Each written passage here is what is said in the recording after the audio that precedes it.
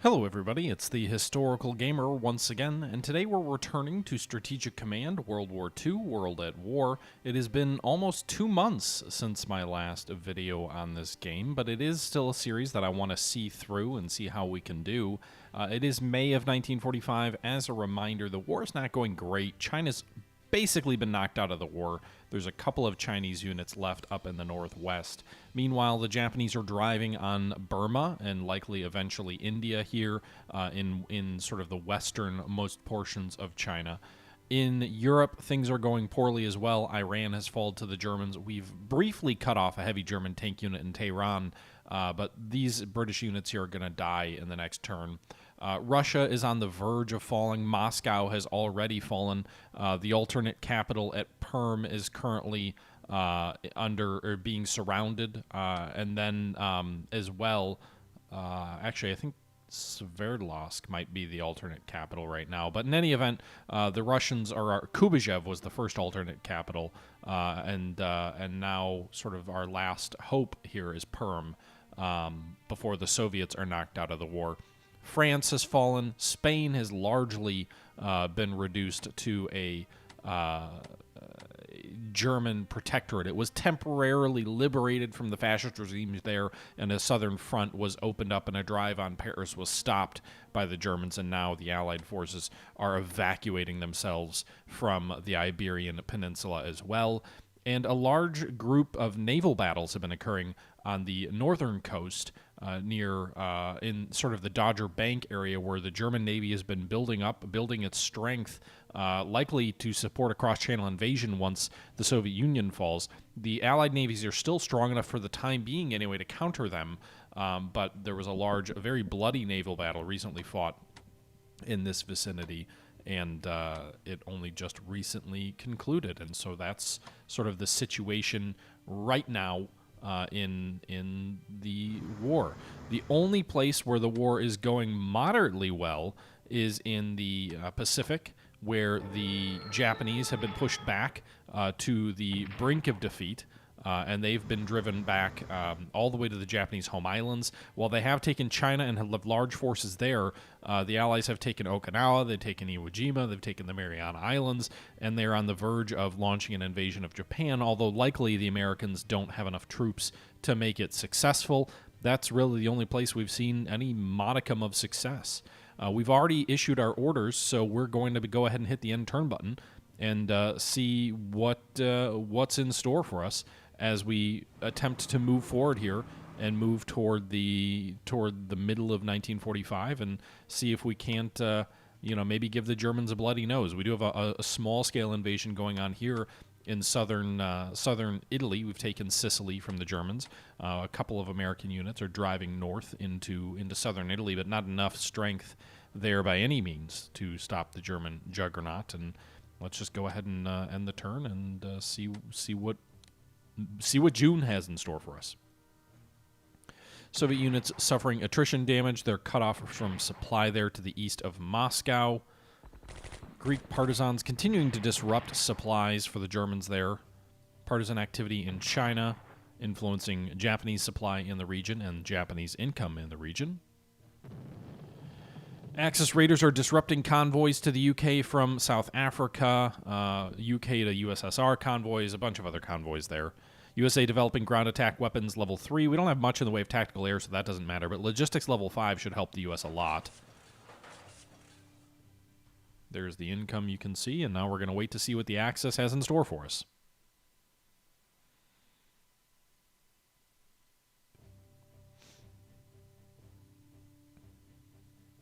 It is June 1st now, 1945. The Axis turn is underway. You can see their cavalry is moving to the south of Gorky. Some repositioning of German troops in Yugoslavia and also in Russia. They've collided with a Russian corps to the north of Kandash, which is to the east of the Caucasus. Didn't look like really any damage was done on either side in that particular fight. But that's a victory in my opinion, because then the Germans can't attack. If that's an enemy army here, you can see 3-unit stack here for the Soviets means it's a corps versus an army, because there's 4-unit stack there for the Germans.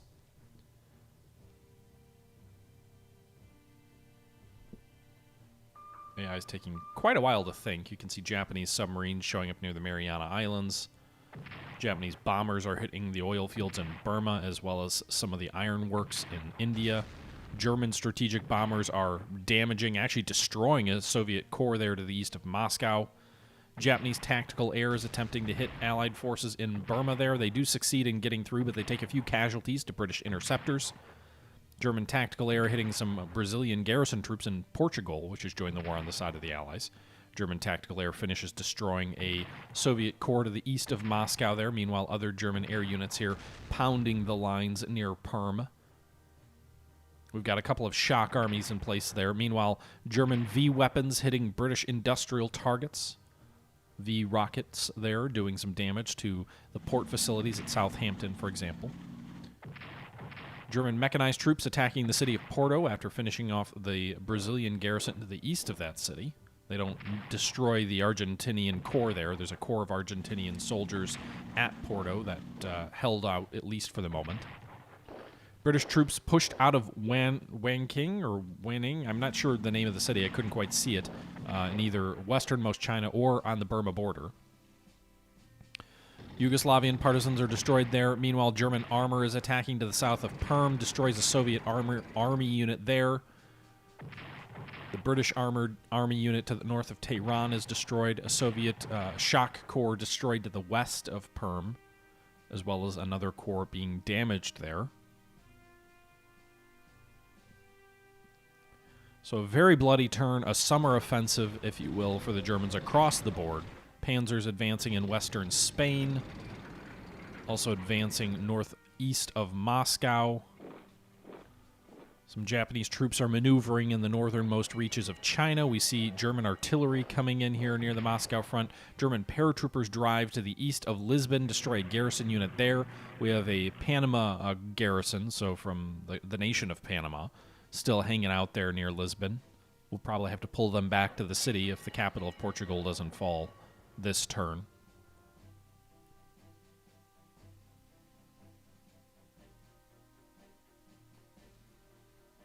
Chinese morale suffers from the loss of Wanting, so that was in China. Axis raiders disrupt Norwegian German convoys, or Allied raiders, I guess. And that'll do it for the turn. So not a lot happened on the naval front. We did damage the German fleet to some extent. Meanwhile, we lost the 1st garrison of Panama. We lost the 1st Venezuelan garrison, the 5th Soviet Shock Army, the 12th British Corps, 22nd Soviet Army, Yugoslavian partisans, 2nd Brazilian garrison. Cambridge was damaged from bombing. Southampton was damaged from bombing. The 26th Soviet Army and the 24th Soviet Corps all destroyed. And then we inflicted 4 MPP losses on the German convoys, but that's kind of a meaningless amount of damage there. All right, so we've got some pretty good intelligence at this point that's giving us a whole lot of enemy unit locations. Unfortunately, there's not a lot we can do with any of these, really, as they're all largely beyond our reach. We did detect a Japanese battleship. That might be a very useful item to have detected. I'm planning to begin the invasion of Japan sooner rather than later. But the Japanese did build a couple new warships. We had destroyed the Japanese fleet entirely, but there are 6 Japanese warships left. I believe 1 carrier, maybe 1 or 2 battleships. You can see here there's a Japanese battleship located just to the east of Okinawa. So I can sort of race forward my battleships here. And there's a Japanese destroyer here as well. So 2 of their 6 naval units, plus the 3rd is over here. So that's half their fleet there. Let's do this. Let's move our carriers forward here. They should be able to strike. Oh, wait. These guys are in cloud cover. Crap. So I guess we can try and bomb these subs. So we can't launch airstrikes on these guys right now because they are under cloud cover. So let's move our subs forward here. Oh, man. Apparently they've got really good anti-submarine technology, too. 4-0? Are you kidding me?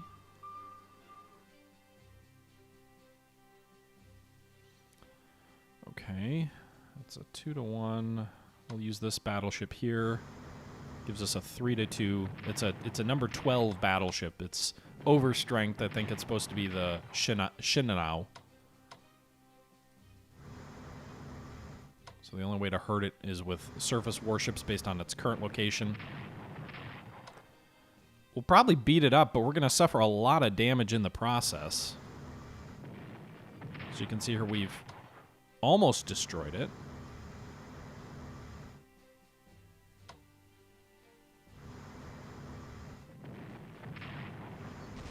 All right, so we drove it back a little bit. We'll have our subs go after it now and finish it off. Nice. Did take a little bit of damage, but we finished the enemy battleship off. It took a lot of damage out of our surface warships, and if there's enemy air units around here, they may be able to give us a bit of a bloody nose. We'll have our heavy cruisers go engage this destroyer. Should be able to finish him off as well. It's all really bad weather around there, though, so I guess if the bad weather holds, we'll be able to survive any air attacks, because they won't be able to launch them against us. See here, we're slowly chasing those destroyers. If only I could have gotten it one more hex over. Attack their destroyers with my subs there. That didn't do anything. All right, so my battleships are my carriers are showing up here, ready to fight. Let's do a recon. Recon doesn't detect enemy subs, huh?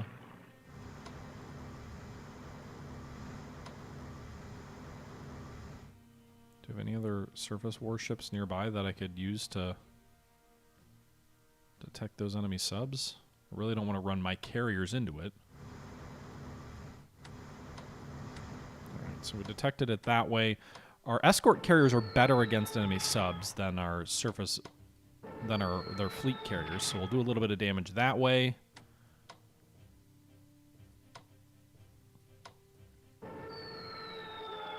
And manages to dive away from us.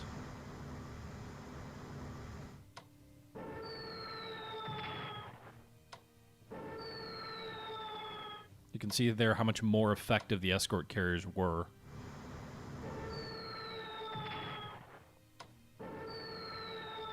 Damn it. I thought maybe we had it.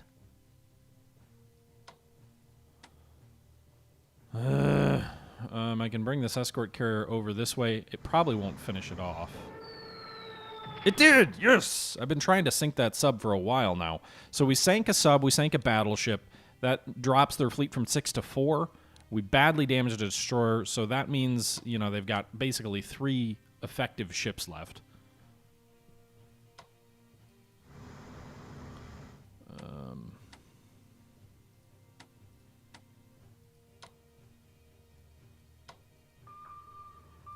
Not really sure where their fleet is located. Trying to bring up some of these transports to maybe land in the rear at like Hong Kong or Fuzhou. Try and take bases in the rear of their Chinese advance. Maybe that'll stall them a bit. Launching a counterattack here out of China or out of Burma at these Japanese forces here in front of us. These guys might be suffering from bad supply too, which is something that as they advance into Burma, they may run into a little bit of.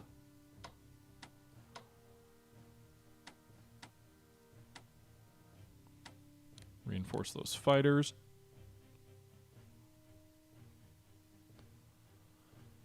Pull back there. Okay, so that pretty much does it for the British forces and the American Pacific forces. We'll leave these Chinese forces here to continue to dig in near their new capital.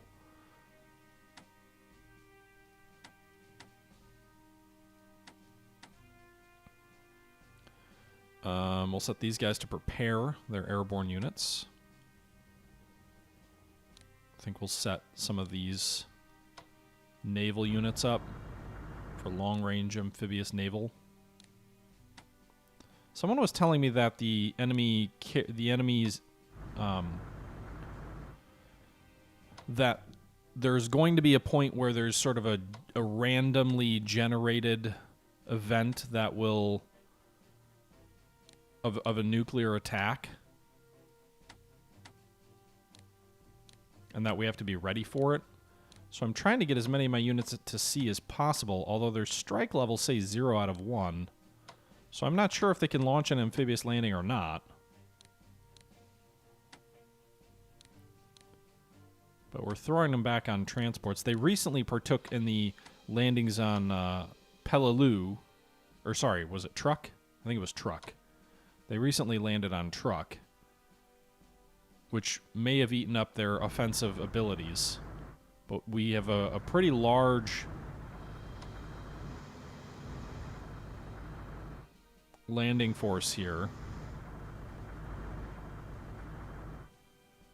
as well as some paratroopers. I'm hoping we can overwhelm them and take Nagasaki and maybe Hiroshima. We'll see. But we've got a large number of troops on transports right now. We've also just recently liberated the Philippines.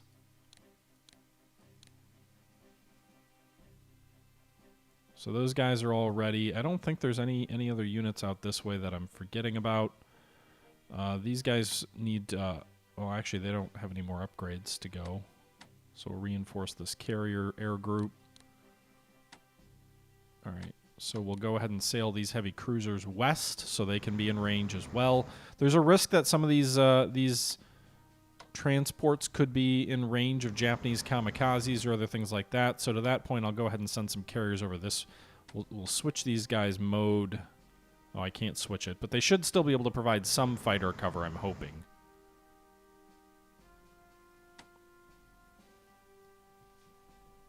So move those guys that way. We'll have to see if we actually get our strike capability back. But all of our long-range amphibious transports are used up, so our total ability to land is completely tied up here. Meanwhile, we do have some new units, American units, some fighters and bombers, ace strategic bombers. I don't think we can deploy them west of Hawaii. Oh, maybe we can. Not west of Midway, though, so we'll move them to Midway. We'll probably try and get them in range of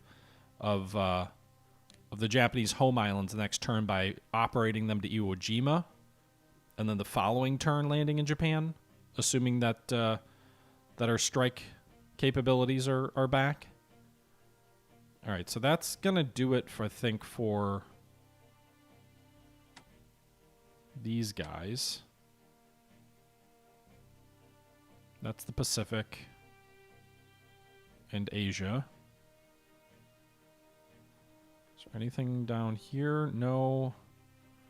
We do have this one headquarters unit, Montgomery. Sending him to India to get us a new headquarters unit that way for some of the British troops that are out there. British subs are headed that way. Meanwhile, in Iran...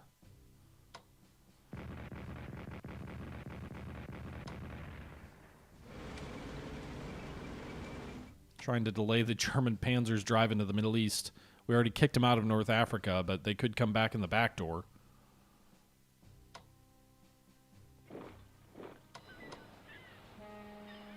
What's our supply situation look like here?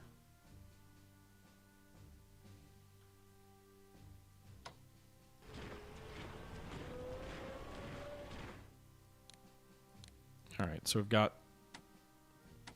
2 armies and a corps of American troops on the Italian peninsula.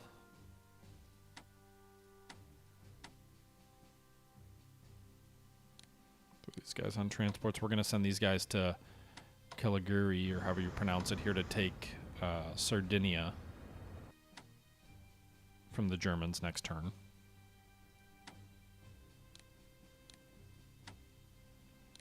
Throw these tanks on transports and send them to... Actually, I would have preferred to send them to Palermo, but...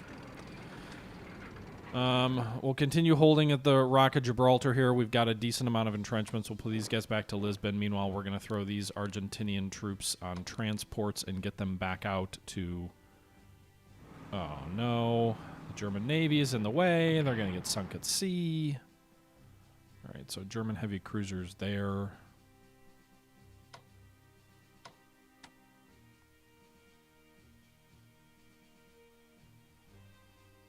have to reinforce the air units on these carriers.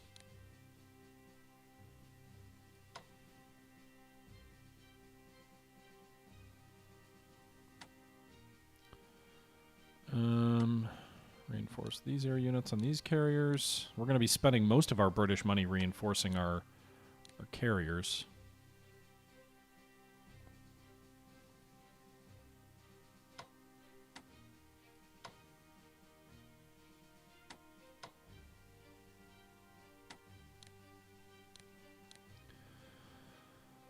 All right, so where do these other ships need to go? Let's move some of these guys out toward Belfast.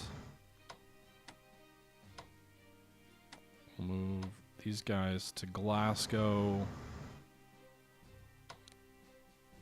Liverpool. Got to get my ships back to ports they can repair at after these bloody battles here with the Germans.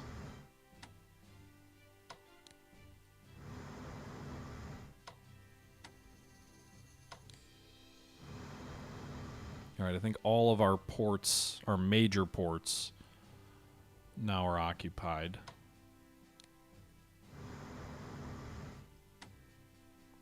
Our destroyers might be able to do a little bit of repairing up north here near Scapa Flow.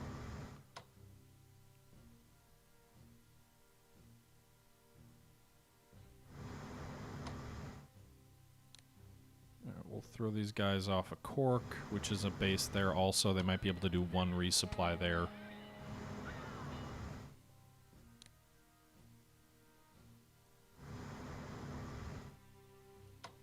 Alright, this battleship has nowhere to go, so we'll just stick it here.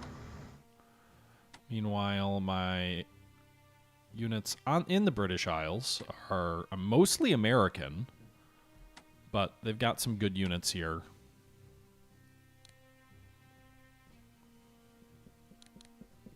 Air defenses seems like an important investment for these units, given the massive air superiority that we've seen the Germans flex in our general direction.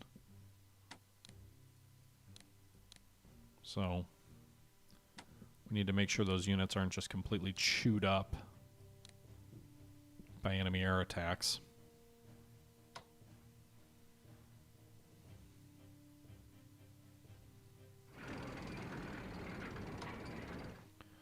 I was thinking about an invasion of Norway. That might be a nice second front, but I think I need to reinforce the fleet first.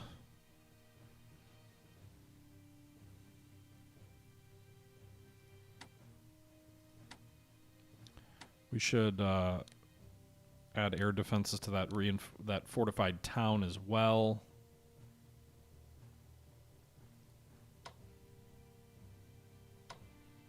And then our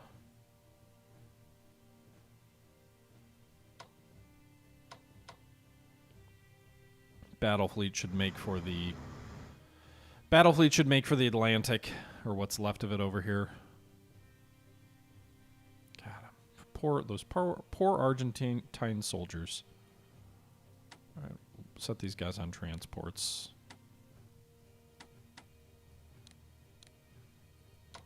All right, U.S. heavy tanks. Subs might be in their way, so we'll send them off the northeast coast of Canada, and maybe up toward. Do we want to send them up toward? Is it Greenland up there or Iceland? Where's Iceland? Actually, we've got the first heavy artillery coming this way. That should run them in safe, unless there's more ships there we haven't detected. Otherwise, we can send this artillery in through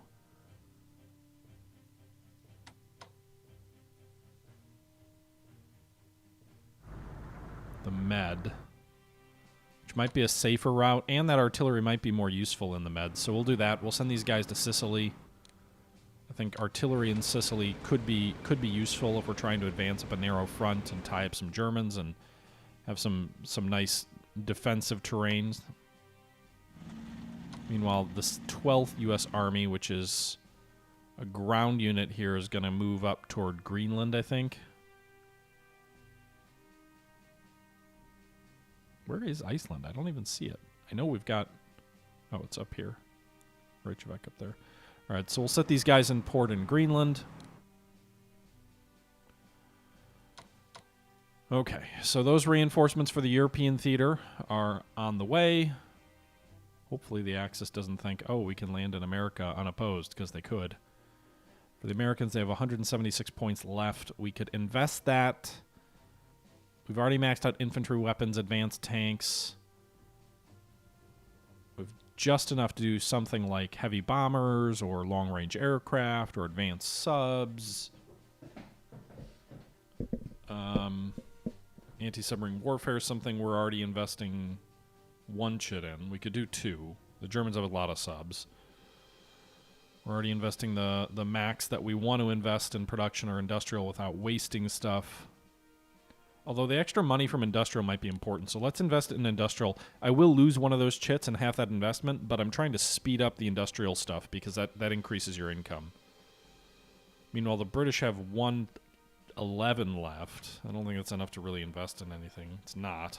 Logistics, I guess.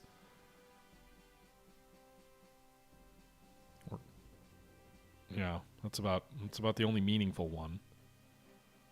They're way behind on heavy bombers, so is the U.S. They're also behind on naval weaponry, although not dramatically. Advanced tanks have already built level 5. Actually, so that makes me wonder, are these tanks over here 5? Or did I already move these guys? I think we already moved these guys. But they're not. They're level 4, so we should upgrade them. But I think we'll upgrade them next turn. So in this case, we'll save the British money. For the Soviets, we need to spend, but we actually have to go back to the Soviet front because we haven't looked at that yet.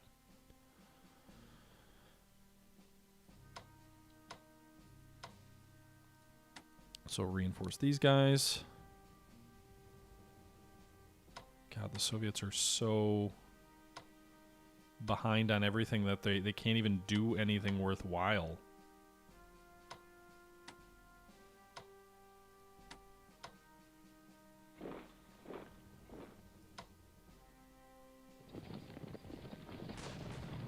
We used our cavalry there to try and attack an enemy air unit that was stationary and on the ground, and they can't even do anything. They can't even attack a headquarters unit successfully. Now, part of that's their morale and readiness are in the toilet.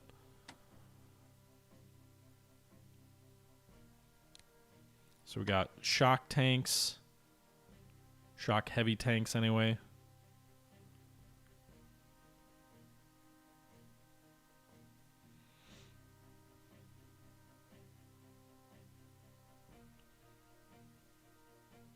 I wonder if they have amphibious capabilities at all. Could we throw these guys on amphibious tanks? That's what I'm banking on. I'm banking that maybe we can throw these guys on amphibious tanks, land in Baku, and then try and take some of these economic points from the Germans and throw off their advance. I don't know if that's something we can do or not, but I am gambling on that.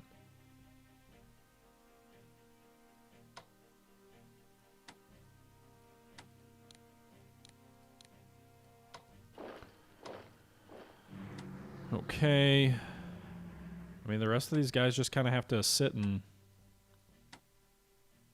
wait, I guess. Sit, wait, and pray, I guess. We could cut this core off, but to what purpose, I don't know.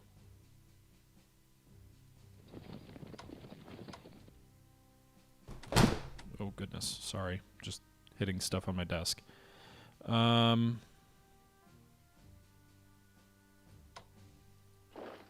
so I just moved these guys into Archangel, or however you pronounce that, and retook this base from the Germans, which they apparently left unoccupied. Murmansk is still ours, which is another, I think, a big mistake by the AI, because if they take that supply point, I think we're no longer able to send Lend-Lease to the Soviets. We have 600 income left for the Soviets. We'll spend some of that rebuilding an army that was destroyed. That still leaves us with 430. I mean, I don't know if it's worth investing anything. I mean, the Soviets are so far behind in R&D.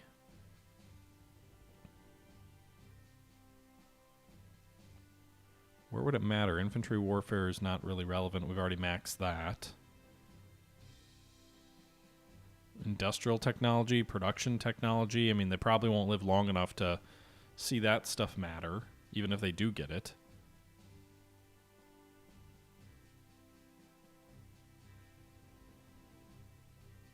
Logistics, maybe?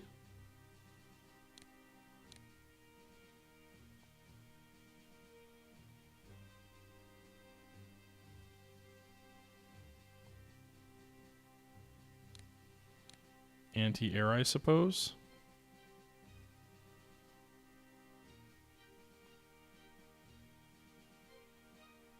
So that's what we'll do there. That might have been a waste of money, but I don't know that more units at this point would really matter for the Soviets either. So I think that's going to do it for this turn.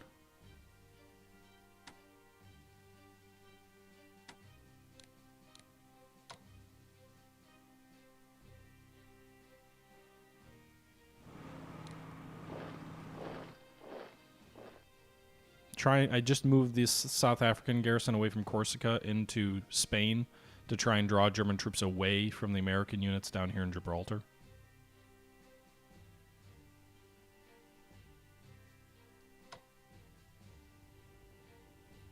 Okay. So I think that's going to do it. We still have this Peruvian garrison here.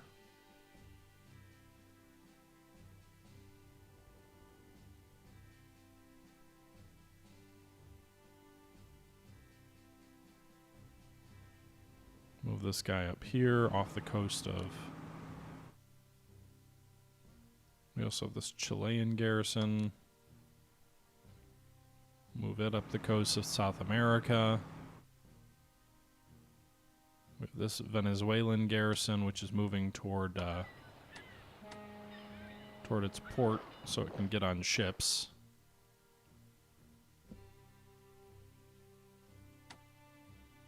Papua New Guinea garrison, which has just been sitting down there, not doing a whole lot the entire game.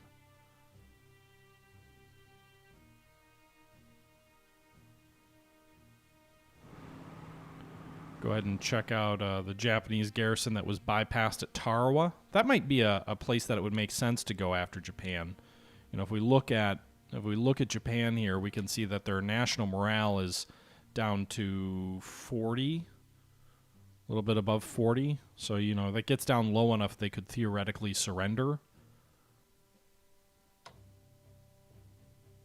Their income isn't very impressive. Unlike Germany, whose income, like Japan's income is less than 480 right now.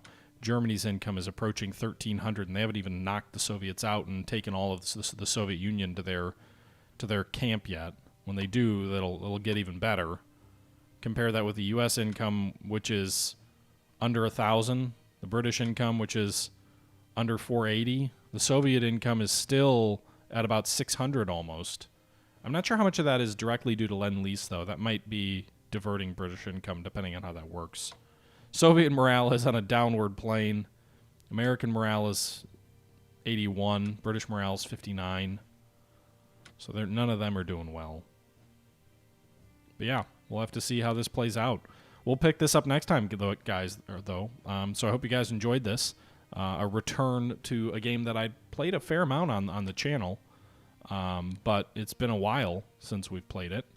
And so I wanted to return to it. So I hope you guys enjoyed the video. Let me know your thoughts if you want to see this more often. And until next time, this is The Historical Gamer, once again saying thank you very much for watching. Can I move into the port of Haiphong? It's a neutral. I can do that?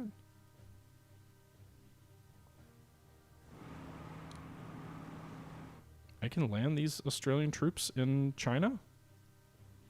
Well, that's interesting.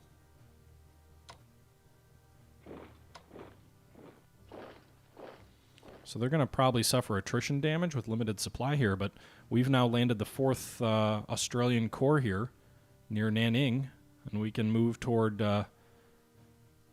Hakao or Pakoi or Nanning. Hakao is a supply center, so that's a good result there. I guess you can. That's a That's kind of a cheap way to... That's interesting. Do I have enough money to do that again? I don't. But that might be something we need to look at invading through Haiphong into China here and maybe drawing off some Japanese units away from Burma and India. I don't know. We'll see how they respond. Anyway, guys, hope you enjoyed the video. Until next time, this is the Historical Gamer saying once again, thank you very much for watching, and until next time, I'm out.